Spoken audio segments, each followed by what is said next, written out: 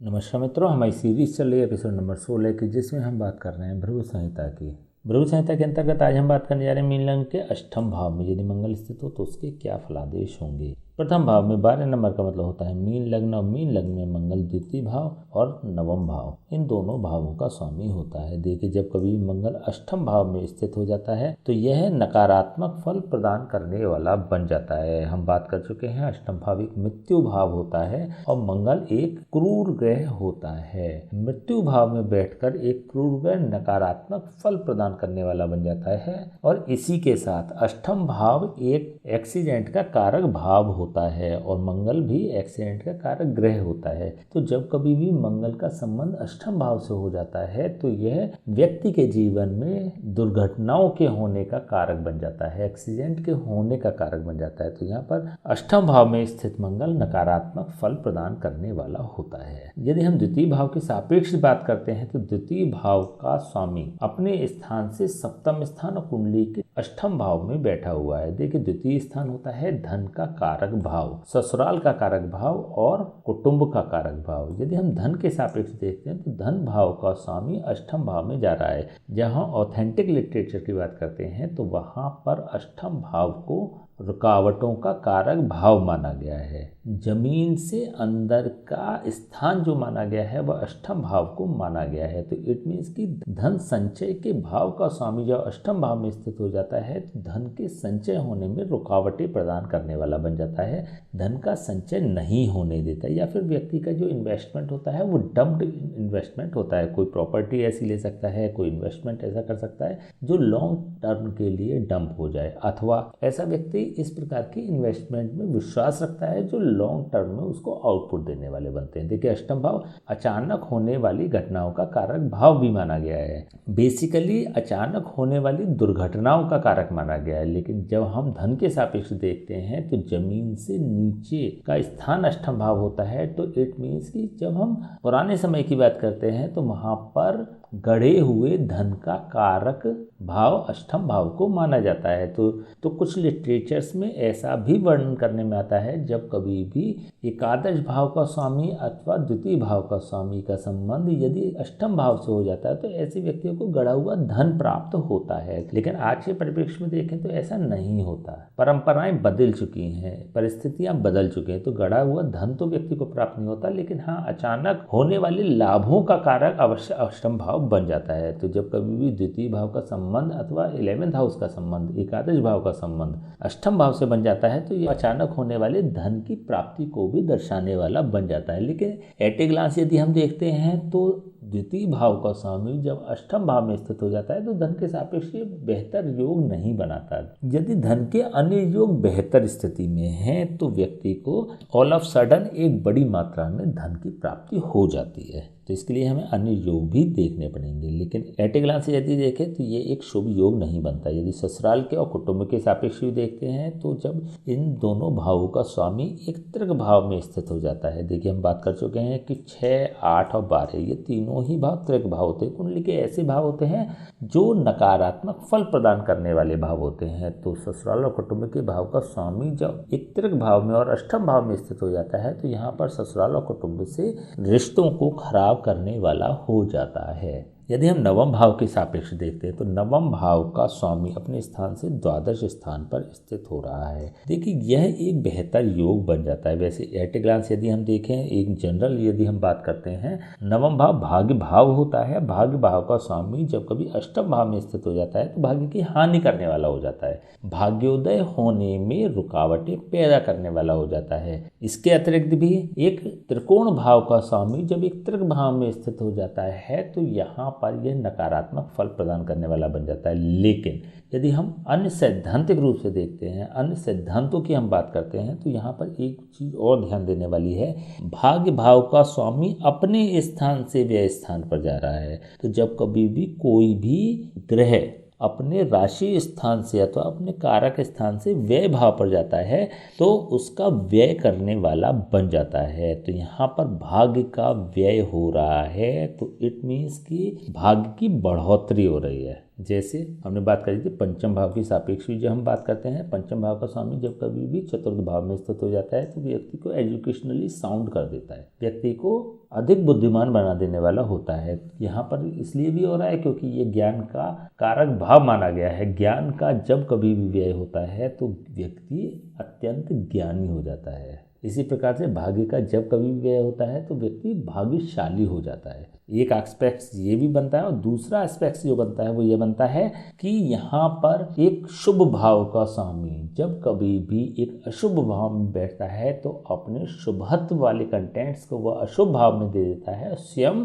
अशुभ हो जाता है। यहाँ पर नवम भाव अशुभ मतलब भाग्य भाव तो अशुभ होगा लेकिन अष्टम भाव शुभ हो जाएगा। यहाँ पर इसकी जो कंटेंट्स हैं उसका व्यक्ति को लाभ मिलने लगता है। इस सिद्धांत की भी हम कई बार आपसे बात कर चुके हैं।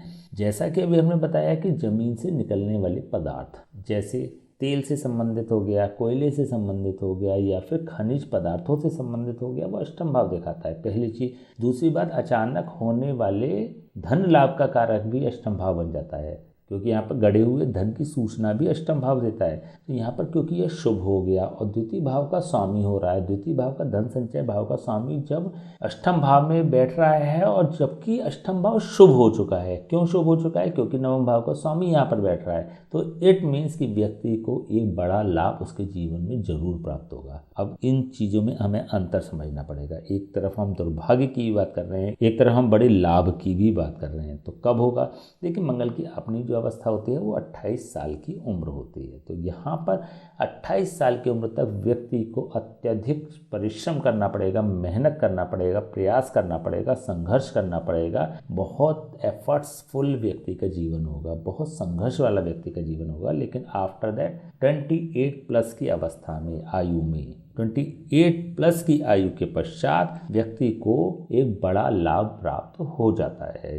अथवा मंगल की महादशा और अंतर्दशा में भी व्यक्ति के लिए स्ट्रगल वाली तो रहेगी, लेकिन हाँ, कोई ना कोई इसको बड़ा लाभ प्राप्त हो जाता है। तो इस परिप्रेक्ष्य में देखें तो यह शुभ फल प्रदान करने वाला बन रहा है। यदि हम इसकी कारकत्व की दृष्टि से देखते हैं तो मंगल होता है तृतीय भाव का कारक और षष्ठम भाव का कारक। तृतीय भाव का कारक होकर जब अपने स्थान से छठे स्थान कुंडली के अष्टम भाव में स्थित हो जाता है तो यहाँ पर यह एक बेहतर परिणाम देने वाला बन जाता है। हमने बात करी थी कि तृतीय भाव होता है मेहनत का, परिश्रम का, साहस का, पुरुषार्थ का और संघर्ष का। इन भावों का कारक जब अष्टम भाव में स्थित हो जाता है तो संघर्ष, मेहनत, परिश्रम, पुरुषार्थ और साहस की कमी कर देने वाला होता है। व्यक्ति के जीवन से संघर्ष समाप्त हो जाते हैं। तो तृतीय भाव के सापेक्ष जब ये छठे भाव पे स्थित हो रहा है और कुंडली के अष्टम भाव में स्थित हो रहा है तो ये बेहतर परिणाम देने वाला हो जाएगा। दूसरा ये होता है छठे भाव का कारक। छठा भाव होता है रोग, ऋण और शत्रुओं का। तो इस भाव का स्वामी जब अष्टम भाव में स्थित हो जाता है तो रोग, ऋण और शत्रुओं की हानि कर देने वाला होता है। तो इस परिप्रेक्ष्य में देखें तो भी यह बेहतर परिणाम देने वाला मंगल बन जाएगा। दूसरी बात,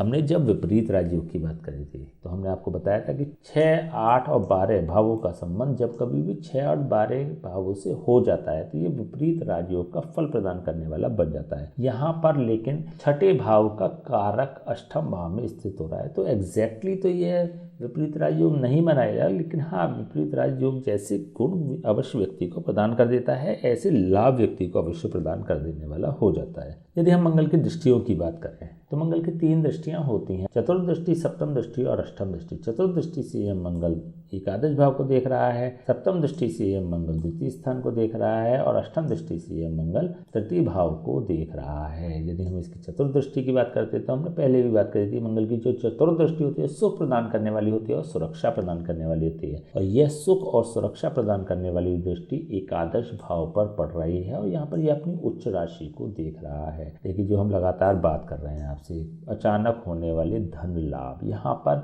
एकादश भाव का संबंध और द्वितीय भाव का संबंध, दोनों ही भावों का कनेक्शन यहाँ पर अष्टम भाव से हो रहा है। तो ये व्यक्ति निश्चित रूप से एक बड़ा लाभ प्राप्त करेगा। अचानक, ऑल ऑफ सडन कह सकते हैं कि लॉटरी लग जाना, अचानक धन की प्राप्ति हो जाना, ऐसी स्थिति व्यक्ति के जीवन में घटित होती है क्योंकि मंगल यहाँ पर लाभ भाव को प्रोटेक्ट करने वाला बन रहा है, लाभ भाव के सापेक्ष बेहतर फल प्रदान करने वाला बन रहा है। जब मंगल की पूर्ण दृष्टि द्वितीय स्थान पर भी पड़ती है तब भी ये धन संचय को करा देने वाला होता है। देखिए, संघर्ष तो अवश्य होंगे व्यक्ति के जीवन में, धन संचय होने में भी कठिनाइयाँ होंगी, लेकिन जब धन संचय होगा तो एक बेहतर और एक साउंड अमाउंट में होगा तो बड़ा लाभ लाभ प्राप्त होने के भी ऐसे व्यक्ति को योग बन जाते हैं।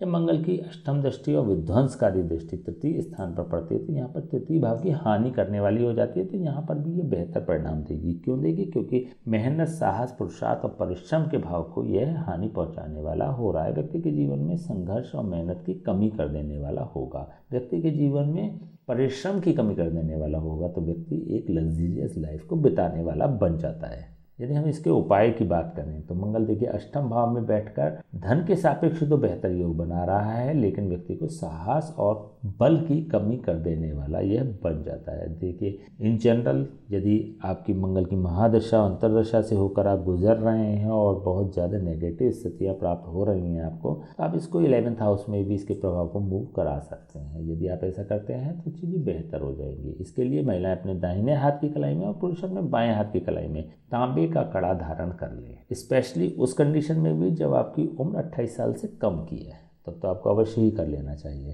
क्योंकि यहाँ पर लाभ के अभी योग नहीं बनते, संघर्ष के ही योग बन रहे हैं। इसके बाद 28 साल के उम्र के बाद आप इसको उतार सकते हैं, क्योंकि यहाँ पर ये अष्टम भाव के सापेक्ष बेहतर फल प्रदान करने वाला बन रहा है। यदि आप 28 साल की उम्र से अधिक के हैं और धीरे धीरे लाभ की स्थिति में आप पहुँचते जा रहे हैं, तो इसके लिए आप मंगल के नेगेटिव कंटेंट्स वाले प्रभाव को यदि समाप्त कर लेंगे तो चीज़ें बेहतर हो जाएंगी। इसके लिए मंगलवार को सुंदरकांड का पाठ कर सकते हैं, किसी ब्राह्मण से इसके जाप हवन करा सकते हैं। स्वयं तो आपको नहीं करने हैं, किसी ब्राह्मण से जाप हवन कराएं। यदि आप ऐसा करते हैं तो मंगल पॉजिटिव फल प्रदान करने वाला बन जाएगा। इसके पॉजिटिव प्रभाव एनहेंस हो जाएंगे और नेगेटिव प्रभाव पूर्ण रूप से समाप्त हो जाएंगे। ठीक है, तो चलिए आज हमने बात करी मीन लग्न के अष्टम भाव में यदि मंगल स्थित हो तो उसके क्या फलादेश होंगे। नेक्स्ट वीडियो हम बात करेंगे मीन लग्न के नवम भाव में यदि मंगल स्थित हो तो उसके क्या फलादेश होंगे। तब तक के लिए हमें आज्ञा दीजिए। नमस्कार।